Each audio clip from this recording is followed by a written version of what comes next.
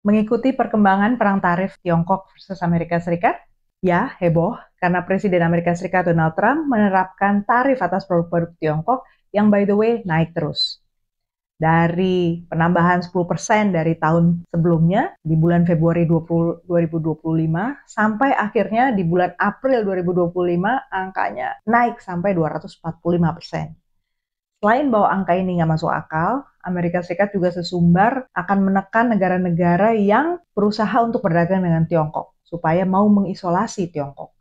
Respon Tiongkok kemudian nggak kalah keras. Selain menaikkan tarif untuk segala macam produk Amerika Serikat yang masuk ke Tiongkok dengan tarif yang nggak kalah tinggi, yakni 125%, Tiongkok juga mencantumkan perusahaan-perusahaan Amerika Serikat mana yang dianggap tidak bisa diandalkan dan tidak bisa lagi melakukan ekspor ke Tiongkok. Hampir semua perusahaan yang di-ban tersebut adalah yang bergerak di industri pertahanan, drone, dan perusahaan berbasis teknologi. Bahkan, sejumlah film-film Hollywood dibatasi untuk tayang di Tiongkok, dan ada 2 pesawat Boeing yang tadinya akan dipakai oleh maskapai Tiongkok juga dikembalikan. Artinya, efek dari perang dagang antara Amerika dan Tiongkok ini akan makin terasa dalam bulan dan tahun ke depan. Jumlah sektor strategis yang Indonesia juga butuh bisa jadi akan kena imbasnya. Misalnya nih, karena Tiongkok akan melakukan pembatasan ekspor untuk 3 jenis metal yang penting untuk industri hijau, industri pertahanan, dan industri chip, yakni antimoni, germanium, dan gallium. Kalau nanti Indonesia harus beli dari Tiongkok pun, harganya udah pasti nggak sama dengan sebelum perang tarif ini kan. Tapi bukan itu yang mau saya bahas. Saya, Dina, dalam Dina on Diplomasi kali ini kita akan membahas tentang mengapa dulu Tiongkok dalam era Trump pertama tidak sekeras sekarang. Mengapa waktu itu lebih tampak sifat Tiongkok itu negosiatif.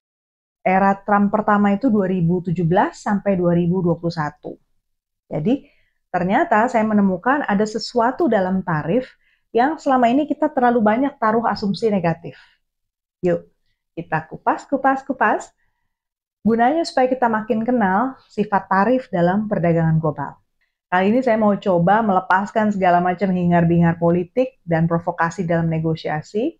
Memang kadang dipakai, tapi kalau kita mau coba fokus ke aspek ekonominya aja, siapa tahu, less noise, clearer signals. Jangan lupa buat yang belum subscribe, klik dong tombol subscribe-nya, dan jangan lupa kasih komen dan share. Banyak loh alasan untuk ikut terlibat dalam diskusi seputar topik ini. Yuk.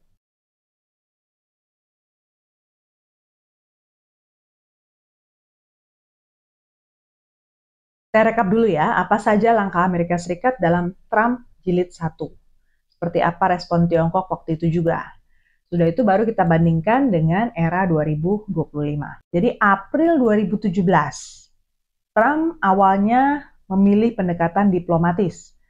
Dia mengunjungi Beijing dan menyepakati dibentuknya dialog perdagangan selama 100 hari bersama presidensi, gunanya untuk mengurangi defisit Amerika Serikat. Jadi sama-sama bulan April nih, begitu naik, dia kemudian berkunjung ke Beijing. Beberapa bulan kemudian tapinya, di bulan Agustus, Trump meluncurkan investigasi atas dugaan pencurian hak intelektual Amerika Serikat dengan kerugian yang ditaksir mencapai 600 miliar US dollar per tahun.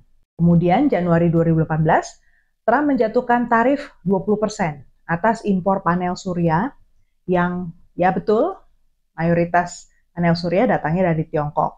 Kita udah pernah bahas ya di Dina on Diplomasi yang sebelumnya, coba ditengok ya. Nah, saat itu sudah mulai kerasa ya situasi meningkat panas. Lalu April 2018, 1 tahun sejak negosiasi pertama antara Tiongkok dengan Amerika Serikat. Tiongkok mulai berani nih membalas Amerika Serikat dengan tarif 15% untuk buah, kacang-kacangan, wine, anggur itu, kemudian pipa baja, dan 25% untuk daging babi, aluminium daur ulang, dan 6 produk lainnya. Amerika Serikat membalas dengan tarif 25% untuk produk angkasa, mesin, alat medis. Alah, di situ Tiongkok kembali menaikkan tarif untuk pesawat, otomotif, kedelai, dan produk kismis. Artinya kalau dilihat di sini, cakupan dari produk yang kena tarif itu juga makin luas ya, dan ini produk-produk strategis semua nih yang dikenai. Dari yang petani sampai yang teknologi base gitu ya, basisnya teknologi. Juni sampai Agustus 2018, ketegangan ini terus berlanjut, mereka saling tampar dengan menambah daftar produk yang dikenai tarif. Sampai 3 ronde lah intinya saling balas dengan tarif. Jadi di bulan Desember tahun itu, 2018, sampai Mei tahun berikutnya, negosiasi intinya runtuh. Semua yang dibicarakan di level kepala negara gagal. Dan di bulan Mei 2019, Amerika Serikat kemudian melarang perusahaan teknologi Huawei untuk membeli komponen dari perusahaan-perusahaan di Amerika Serikat. Juni 2019, Trump dan Xi Jinping kemudian kembali bertelepon untuk memulai ulang dialog dagang. Tapi lama juga ternyata proses itu berlangsung, baru setahun kemudian sejak mereka bertelepon itu, yakni di Januari 2020, lahirlah Phase One Trade Deal, di mana Tiongkok akhirnya setuju untuk membeli barang dan jasa senilai 200 miliar US dollar sampai 2022. Artinya cuma sampai Trump selesai masa jabatannya. Sudah itu ganti presiden ya Amerika Serikat, Joe Biden, dan ternyata beliau melanjutkan tarif-tarif yang waktu itu sudah dikenakan kepada Tiongkok. Bahkan ditambahkan.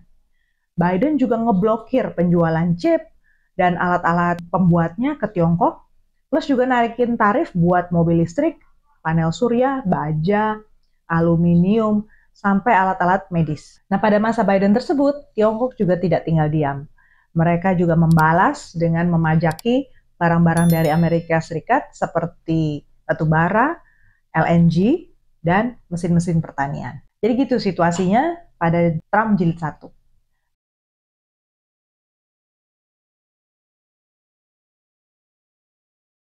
Kita masuk sekarang ke Trump jilid 2. Amerika Serikat intinya langsung ngegas. Tidak ada upaya negosiasi sejak awal. Bulan Februari 2025, semua tarif Tiongkok yang lalu-lalu itu dinaikkan 10%.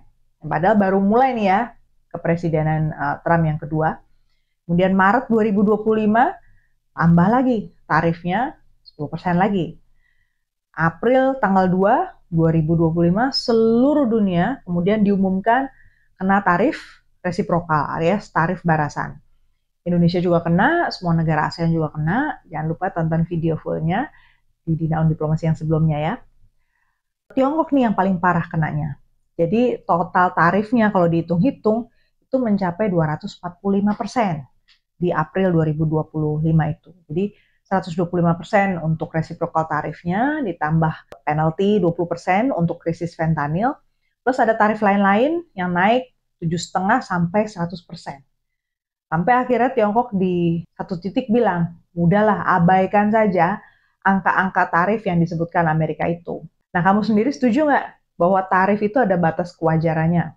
Karena kalau menurut saya ya, tarif mendekati 100% itu artinya ngusir sih, melarang barang negara lain masuk, mempersulit, bahkan mematikan bisnis-bisnis yang selama ini menggantungkan dirinya dari aliran transaksi barang dari negara lain. Menerapkan tarif alias pajak untuk barang impor sebenarnya sangat sering dilakukan oleh negara-negara dunia. Pada prinsipnya, tiap negara biasanya punya tarif yang dikenakan pada negara yang dianggap non-preferred trade partners, alias bukan mitra dagang yang dianggap paling perlulah dijaga relasinya. Misalnya tuh Uni Eropa, paling tegas mereka menerapkan tarif buat negara-negara lain yang nggak punya perjanjian perdagangan bebas dengan Uni Eropa. Kalau Amerika Serikat sebenarnya agak selektif. Jadi nggak cuma soal dagang yang dalam pikiran Amerika Serikat, tapi biasanya juga soal kerjasama finansial atau perbankan yang juga bisa menguntungkan Amerika Serikat. Contohnya di GATT, General Agreement on Tariffs and Trade. Amerika Serikat menggandeng 23 negara untuk menurunkan tarif dan membuka akses untuk produk-produk Amerika Serikat. Tapi caranya Amerika Serikat membungkus lewat platform negosiasi dan dibuat aturan main. Jadi kemudian diciptakan ada pengecualian produk supaya negara berkembang itu tetap bisa dilindungi industrinya sambil negara maju seperti Amerika Serikat menawarkan bantuan teknis. Indonesia sudah pernah nih bergabung di GATT bahkan sejak tahun 1950.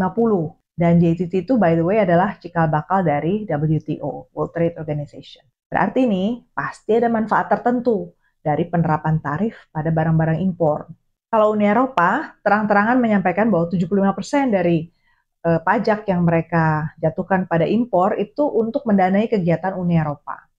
Dan rupanya lumayan juga uang itu menjadi 13,7% pemasukan untuk Uni Eropa sebagai organisasi. Lalu Amerika Serikat, dari dulu memang paling sering pakai tarif ya untuk melindungi bisnis di dalam negerinya dan juga untuk menambah pemasukan buat pemerintah federal. Waktu awal abad 19, Amerika Serikat sampai pakai tarif sebagai pemasukan pemerintah federal karena waktu itu pajak pendapatan belum ada. Nah, kita bisa lihat dari ilustrasi Dorothy Neufeld berikut ini. Tarif di Amerika Serikat kalau dilihat hampir selalu tinggi ya. Kalaupun turun, ternyata spesifik pada negara-negara yang diajaknya untuk eksklusif bekerja sama punya perdagangan bebas. Misalnya tadi lewat JTT atau lewat NAFTA, North American Free Trade Agreement, yang eksklusif antara Amerika, Meksiko, dan Kanada. Artinya, tarif ini sebenarnya untuk mencari pendapatan kan? Waktu Trump jilid 1, Tiongkok sebenarnya mengalami kerugian. Rugi serius karena penjualan barang Tiongkok ke Amerika Serikat turun drastis. Plus, ada pandemi pula, jadi barang-barang lain yang masuk ke Amerika Serikat jumlahnya jauh lebih banyak dari negara lain daripada barang Tiongkok yang masuk ke Amerika Serikat. Dan kalau dilihat, keuntungannya buat Amerika Serikat ternyata lumayan benar. Kalau total pajak impor tadi dikonversi ke jumlah rumah tangga di Amerika Serikat, dibagi gitu ya, itu kenaikan per rumah tangga sekitar 200-300 dolar setiap tahun. Kok bisa? Data itu menunjukkan bahwa ternyata duit dari tarif itu kalau dibagi rata ke seluruh jumlah rumah tangga Amerika Serikat, hasilnya lumayan banget. Plus logikanya, pekerja Amerika Serikat bisa produksi, punya penghasilan, dan jadinya nggak cuma belanja aja ya dari barang-barang Tiongkok. Kalau barang yang dikenai tarif nggak bisa diproduksi di dalam negeri, padahal dibutuhkan sekali, ya memang kita rugi. Trump jilid 1 juga nggak bisa galak-galak waktu itu ke Tiongkok, karena barang seperti laptop, panel surya, TV, sampai video game, itu laku keras, apalagi waktu itu pandemi. Jadi orang kan pada di rumah semua ya, butuh alat buat belajar, buat hiburan. Nah, data ini menunjukkan bahwa Amerika Serikat sebenarnya masih tergantung pada barang-barang Tiongkok, seperti laptop, smartphone, sampai mainan ya. Tapi sesudah pandemi usai, Amerika Serikat mulai nih cari pemasok lain supaya bisa perlahan mengurangi impor dari Tiongkok. Artinya sambil mencari mitra baru, Amerika Serikat tetap beli produk-produk dari Tiongkok. Nah, tarif dari barang impor itu digunakan sebagai pemasukan bagi pemerintah federal. Tapi memang beda ceritanya kalau produk tersebut bisa diperoleh dari negara lain. Misalnya pasca pandemi, Amerika kemudian tetap pasang tarif 25% buat barang Tiongkok, sementara di sisi lain, barang elektronik, komponen otomotif, kemudian semikonduktor dari Tiongkok sudah mulai diambil dari tempat lain, dari Vietnam, dari Meksiko, Kanada, Korea Selatan, bahkan Taiwan. Dan pada masa itu, Tiongkok juga nggak bisa membalas terlalu keras, karena mereka juga butuh pasar Amerika Serikat untuk produk mereka. Kalau dibalas, barang Amerika Serikat yang masuk ke Tiongkok itu jadi dikit banget.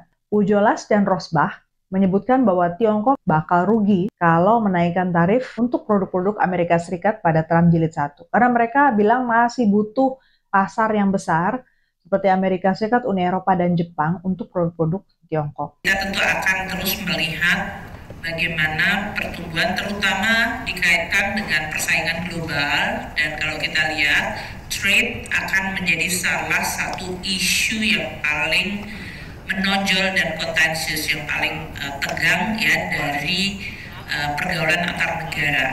Karena sekarang hampir semua negara tidak segan menggunakan tarif atau dalam hal ini perang dagang di dalam menjaga industri maupun perekonomian masing-masing. Setuju nggak dengan pernyataan barusan? Tulis ya di kolom komen. Kalau saya, menghadapi perang tarif ini jelas kita tidak boleh tinggal diam. Dan betul, jangan takut, jangan panik, but we still need to do something meaningful. Langkah kita harus gesit dan dihitung masak-masak. Mungkin membantu kita ini sebenarnya.